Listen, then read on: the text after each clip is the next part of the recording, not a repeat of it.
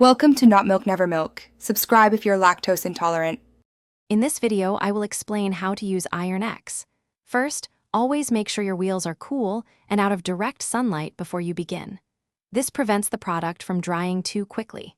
Give your wheels a good pre-rinse to wash away any loose dirt or heavy grime. Don't forget to put on your safety gloves and eye protection.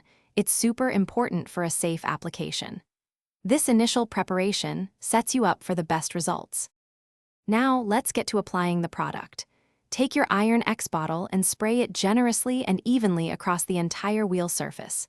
Make sure you get good coverage, reaching into all the nooks, crannies, and the inner barrel of the wheel.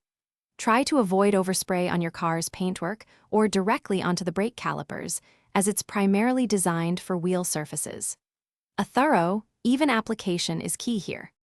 Once applied, let Iron X work its magic for about 3 to 5 minutes. You'll notice a fascinating color change as the clear liquid turns purple or reddish, indicating it's reacting with and dissolving iron contaminants.